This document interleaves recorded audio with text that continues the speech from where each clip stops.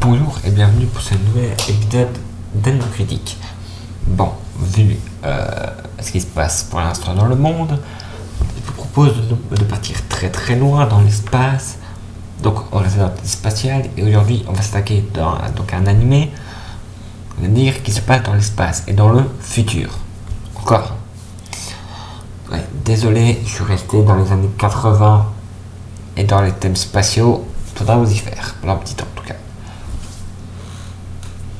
Donc aujourd'hui on s'attaque à Ulysse 31. Ouais, Ulysse 31.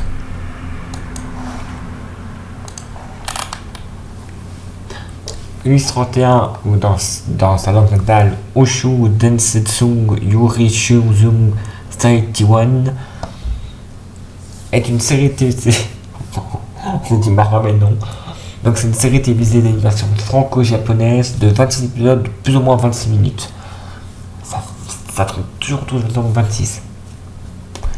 Créé par Jean Chalopin et Nina Wollmark, d'après en fait le bêtisier d'Homère, Ulysse, Homère, le bêtisier d'Homère, Ulysse, le bateau, blablabla. Le prof fera un épisode sur la mythologie grecque et il en parlera parce que moi c'est pas mon boulot. Et donc il est fait sur la sous-action de Bernard Derries. La série est diffusée en français pour la première fois le 3 octobre 1981 et le 3 avril 1982 sur France 3.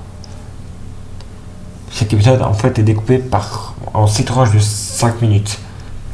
Au début c'est souvent diffusé tard à 19h50 à partir du samedi, puis chaque soir le lundi au vendredi, avec des présentations de l'ensemble du samedi à 18h30 sur France 3 Jeunesse. Ouais, en fait, il y avait plusieurs émissions qui reprenaient le truc. Si on rate un épisode sur une chaîne, pas de panique, on peut toujours rattraper. Bien sûr, il fallait suivre pour pas avoir trop d'avance ou de spoil. En fait, il faut se dire que la première rediffusion intégrale se fait à partir du 27 juin 1983 sur la même chaîne. Une deuxième fois, ça va se passer en 87, le 12 janvier. Mais il y aura d'autres régulièrement sur découpage en tranches cette fois-ci, jusqu'au début des années 2000 sur France 3, puis France 2. En 2004, la série reviendra sur France 5, dans le programme Midi et Zouzou, le coup de vieux. En 2006 sur NT1, en 2008 sur NRJ 12.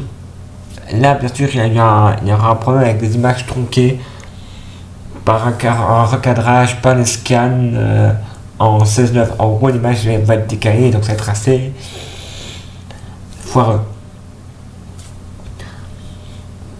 Hors des chaînes gratuites, on peut toujours la voir sur Télétoon, AB1 et Manga. Et petit dédicace pour nos potes québécois qui pourraient nous regarder, la série est diffusée chez eux à partir du 17 septembre 1983 sur la télévision de Radio-Canada. Pas mal. Et qu'est-ce que le synopsis de ce truc? Alors, au 31e siècle, donc je t'ai bien dit que c'était pas porte à côté, sur la base spatiale de Troie, oui, référence évidemment à la fameuse ville de Troie, Priam discute alors avec Ulysse de son avenir. En effet, la Terre est devenue un système princier qui devient tout prétendant, menace en fait la paix, car Pénélope, la femme d'Ulysse, sera contrainte de choisir un nouvel époux parmi eux si cela ne revient pas avant la prochaine comète. En gros, c'est un peu comme l'histoire d'Ulysse, Pénélope, Ulysse et leur enfant, des machins trucs. C'est en fait un peu comme la mythologie grecque en fait. Là, comme Ulysse ne revient pas, sa femme va être obligée de se marier si au bout de la prochaine lune elle ne revient pas. Là, c'est dans l'espace, donc c'est pas la prochaine lune, c'est la prochaine comète. L'épisode alors enchaînera entre la fête d'anniversaire de Télémaque, le fils d'Ulysse. Non et non. Pardon, mais Télémaque, Ulysse, Pénélope, c'est des personnages de la mythologie grecque. mais c'est basé dessus, donc, mais ça fait juste rire.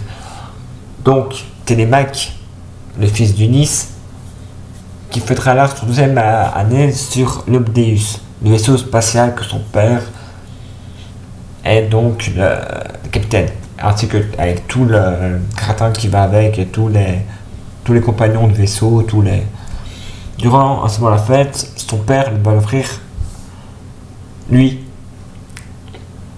Nono. Ce petit robot facétieux, amateur de petits clous, c'est un peu le personnage clownesque du truc. Alors qu'ils sont en route pour retourner sur Terre à bord du vaisseau, Télémaque est enlevé par des moines adorateurs du Cyclope, créature dieu Poséidon. Pendant sa activité sur la planète du Cyclope, Télémaque fait la connaissance de Thémis et de son grand frère Noémos, deux humanoïdes originaires de la planète Turtra, emprisonnés avec lui. Tous trois devraient être sacrifiés bientôt au Cyclope. Ulysse et des compagnons donc d'équipage du vaisseau viennent alors à leur secours. Donc ils vont combattre et vaincre le Cyclope, mode panthéon grec, argonaute, spartan, vraiment mythologie, libérant les prisonniers et les ramenant au bord de l'Obéséus. Mais pour ce faire, Ulysse, aidé par Nono, est contraint de détruire le Cyclope. Eh oui, qui a provoqué le courroux de Poséidon, son créateur. Pour se venger, celui-ci demande à Zeus, roi de l'Olympe, de les punir. Alors que l'Obéséus, Ulysse entendra alors la voix de Zeus qui s'assoit en lui, disant que quiconque osait défier sa puissance devait être puni, qu'il devra alors errer dans le monde inconnu. Jusqu'au royaume d'Hadès, leurs corps resteront donc inertes.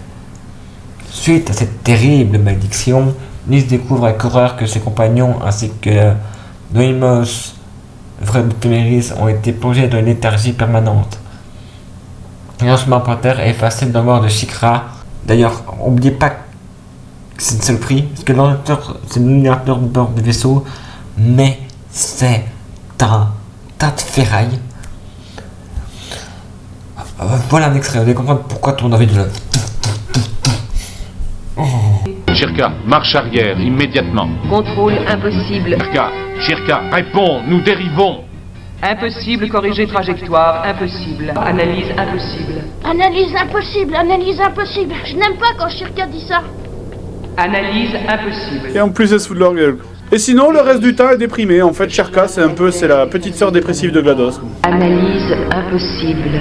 Ok, Shirka, l'a bien reçu. Nous sommes perdus dans l'univers de Non mais l'Olympe. Shirka, c'est bon, j'avais compris, c'est pas utile qu'on passe. Perdu. Shirka, t'as pris tes médocs ce matin? Perdu. Shirka, tu as un problème, soigne-toi. Ulysse, Télémaque, Thémis, et Nono, seuls rescapés de la malédiction de Zeus, se trouvent alors condamnés à réatteindre les dimensions de l'Olympe, à la recherche d'un moyen de sauver leur ami et trouver les humains de la Terre, tant que le stratagème des dieux, Zeus ayant juré leur perte. Comme j'ai dit, dans les personnages, on a donc Ulysse, Télémaque, Témésis, Noémos, Nono, Shikra, Zeus, puis il y a tous les personnages secondaires, Nestor, Ratia, Hétéros, en fait, qui est médecin horlogiste, l'ancêtre de l'autophage, enfin, oulala, il y a du monde, la sorcière, Éole, Cécite, Antiphès, Nérus, Éolia, l'Estronias, le Sphinx, oui, même le Sphinx, Écrone, le fils du Sphinx, enfin la fille du Sphinx, Écrone, la fille du Sphinx,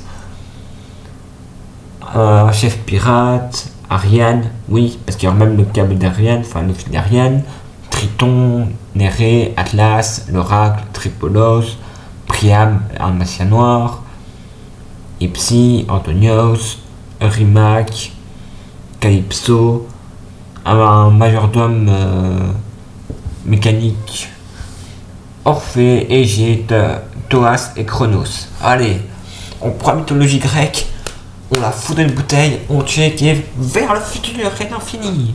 Oh là là là là. Oui bon, je suis un peu le con, mais en fait, il faut aussi savoir qu'à l'origine, la série était diffusée sous forme de feuilleton, pardon. Il faut savoir aussi qu'à l'origine, la série est diffusée en feuilleton quotidien. C'est en fait 156 épisodes de 5 minutes. Mais mis bout à bout, en fait, ces épisodes forment 26 histoires complètes. Donc, un épisode de 26 minutes. C'est comme ça, en fait, que les épisodes vont être mis un ensuite de l'autre pour être diffusés à rythme hebdomadaire. Pour ça, en fait, aussi, c'est pour ça que je rigole un peu. C'est parce qu'en fait, les épisodes sont coupés. Mais à partir de là, en fait, ça va être refait. Moi, perso, c'est un animé, malgré qu'il y a des moments où c'est bien oppressant avec la musique.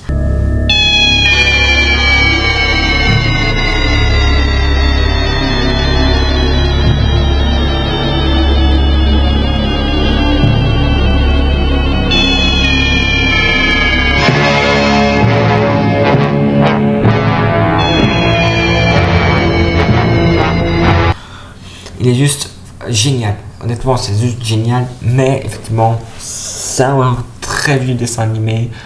Ça a vieilli. Bon, c'est dire, c'est très exact sur les noms, sur les dieux, sur les personnages de Sphinx, la fille du Sphinx, Ariane, Triton, etc. etc. C'est vraiment tiré de la mythologie grecque, comme aussi que les personnages principaux. Mais il faut aussi comprendre bien un truc, c'est que ça se passe dans le futur, donc si on veut vraiment faire un truc, faire la différence entre les deux, c'est à peu près vraiment, comme ils disent, c'est vraiment le voyage d'Homère, enfin l'Odyssée, c'est vraiment basé sur la mythologie de l'Odyssée d'Homère, mais en version futuriste en fait, ce qui fait la petite différence. Non, moi honnêtement j'ai adoré, donc je le conseille. Accepter que les trucs soient un peu plus rétro que de ce qu'on a maintenant. À part ça, c'est juste génial. Bon, moi sur ça je vous dis oh là, c'est quoi ça? Et coucou, je suis de retour. Qu'est-ce que tu fous là, toi? Ben, je me suis dit, ça faisait longtemps que t'es pas donné l'antenne, donc voilà, maintenant tu vas faire sur Death Note. Allez, garde-toi. Oh, ciao. Misère. Bon, ben... Mesdames et messieurs, je vous annonce déjà que le prochain Animaux Critique sera sur Death Note. À la prochaine pour un prochain épisode. Moi, je vais me pendre parce que là, Death Note, je vais pas lui y arriver. Allez, ciao.